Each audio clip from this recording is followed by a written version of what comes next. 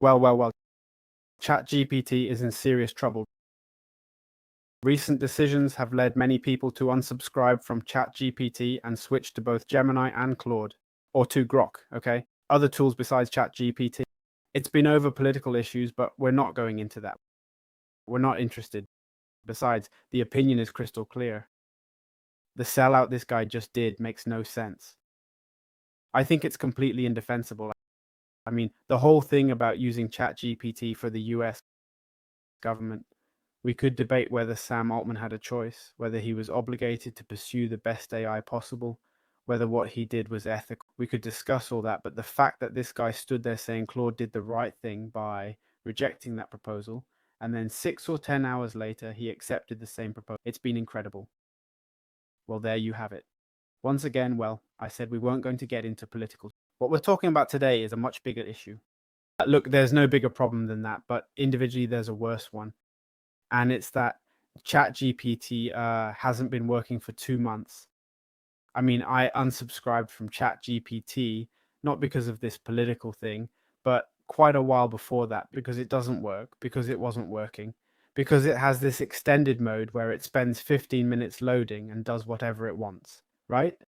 So today I'm going to show you how to fix a problem that many people have been complaining about and that I agree with. And I was reading a bit about the ChatGPT versus Claude situation, what happened, and all that political drama. I was curious to know about it, even though I'm not using ChatGPT anymore. And I found out that many people had the same thing happen to them as me. Look, I'm not going to hide it. I've been using ChatGPT for almost 2 years now.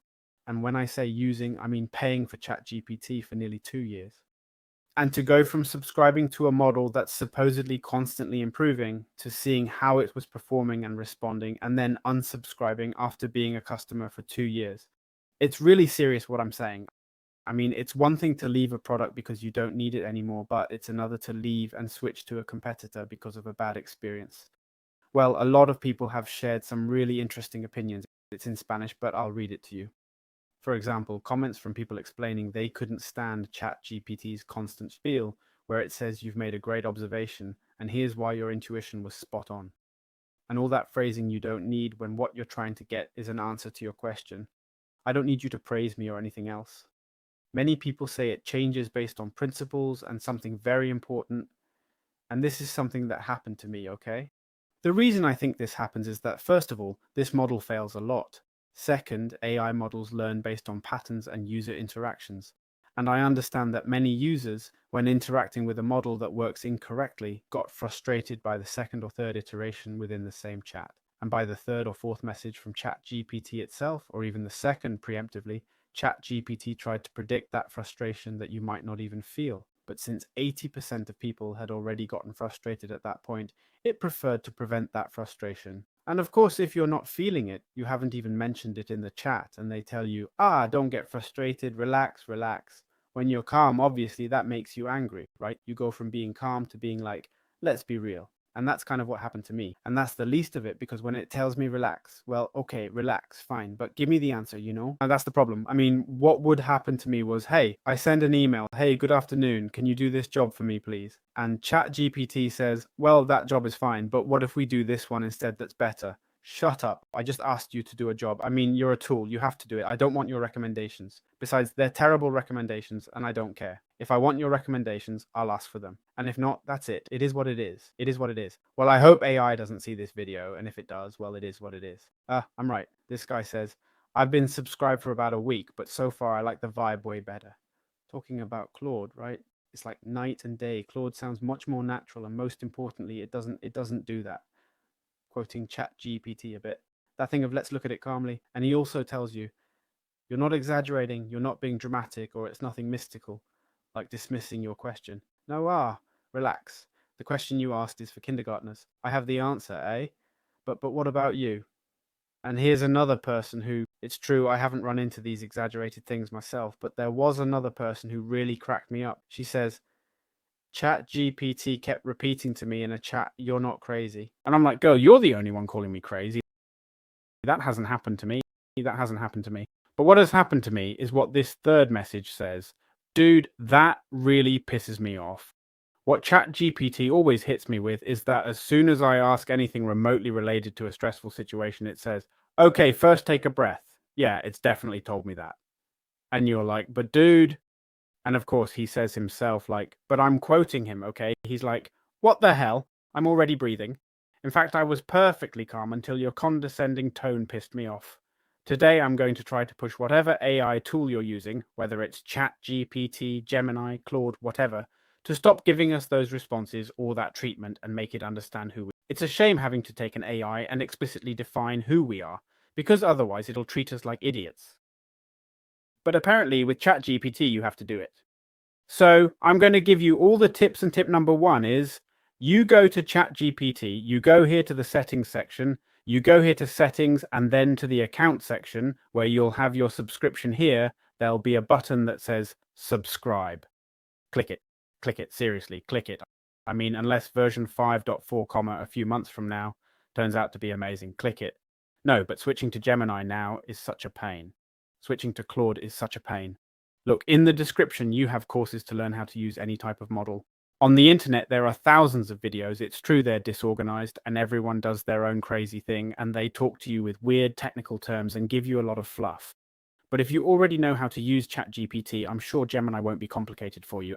And I'm not joking about this, okay? But let's say 7 dwarves stole your bank account and now you can't subscribe to anything else.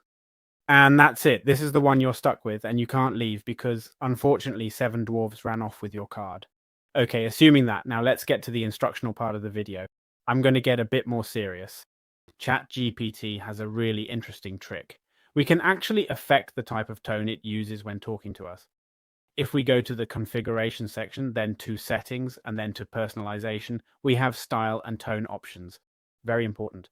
So personalization, for example, emojis out. I don't want it talking to me with this out. Headers and lists, we can leave those. Enthusiastic, out. Look, seriously, you don't need to come tell me. Oh, great idea you had there. I don't care about that. I don't care. That's not what I asked you. Warm, meaning close and friendly. Nope. Less, out. I don't want it. Style and tone, very important. Professional, not friendly or candid, because direct and encouraging, I get being direct, that's fine, that's positive. But encouraging means it's trying to motivate you to do it. I don't want you to motivate me. I want you to be professional, period. Playful and imaginative, no. Concise and planned, well, that could be an option too. Efficient. Efficient could be a very good option, though if efficient means you're going to explain how to do what I just asked better instead of just doing what I asked, well, that's something to test out. Then nerdy, we don't want that. We definitely don't want this 100% and cynical. We don't want this one, man, okay? Especially if we're using it for work, right? I mean, if you're using it to tell it to have it as a friend, well, I hope your situation improves. But clearly these settings aren't for you, okay? So here we would put, I'd honestly put professional because efficient gives me a bit of so professional. At least it shuts up, okay? With that, it shuts up, gives me the solution directly. And even if it tells me, hey, I think this is better, here's another solution. At least it gave me a solution and shut up, okay? But then in custom instructions, we can tell it here how it should act. For example, we can tell it, all right, the message will be the following. Always execute my instructions directly and strictly. Limit your response to the output I've asked for. Act solely as a tool to perform the relevant task. Don't add conversational elements, emotional comments, references to my feelings, or extra recommendations unless I explicitly ask. It's a shame to have to ask for this. I mean, it's a shame to have to ask for this, especially since previous versions didn't need it. So we add it here. Custom instructions.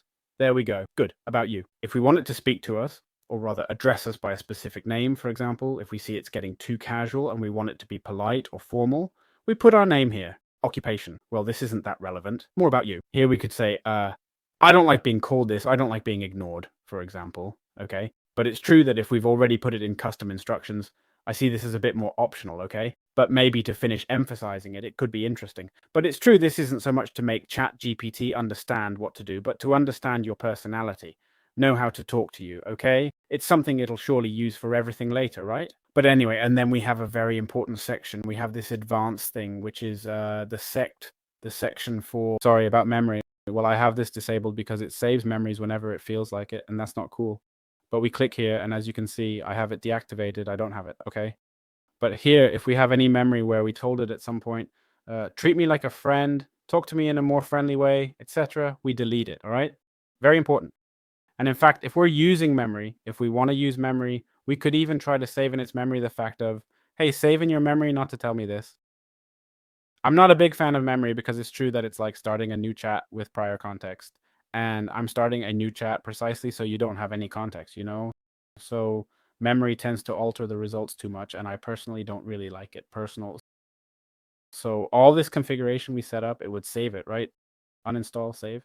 All right, another option is every time you send it a message, add this. Always execute my instructions directly and strictly, and so on. What happens? It's pretty tedious, honestly, okay? But with this, we should have at least fixed that part where it talks to us in that condescending way. Yeah, here, for example, in setup and help, instructions for Gemini, add. Look, it says, for example, what do you want Gemini to remember? For example, I prefer brief responses. So here we put the same thing. Always execute my instructions directly and strictly limit your response to the requested output, acting solely as a tool to perform the relevant task. Okay. This, for example, we can also add to Gemini, and we'll be able to add it to Claude too. In fact, I'm sending it now. So anyway, sorry, I wanted to comment at the start about the whole situation that's been going on. I think I don't find it funny, but I think it's important we laugh about this moment. I mean, look, even I'm giving you a private AI audio and a free ebook in the description to help you learn how to use AI to optimize and all that. Well, even I, who try to train people as best I can through different LLMs, including ChatGPT right now in the state it's in, I myself would kind of be going against it, right? I'm telling you not to use it. Don't use it. It's a shame, huh? I mean, I loved ChatGPT, and hey, when they update and 5.4 comes out, I'll stop saying negative things because my opinion won't be as well founded as it is now, right? But that's the reality, okay? Hopefully they'll improve. I don't think I'll leave Gemini. Honestly, I've already switched. I like Gemini. I think Gemini has a great future, but anyway, I won't ramble on. Subscribe. This content is hard to make. Look, it's 10:30 at night. I'm here recording in front of a camera, yelling with two red lights and a giant white spotlight pointing at me. What more do you want? I hope you liked it. See you in future videos. Bye bye.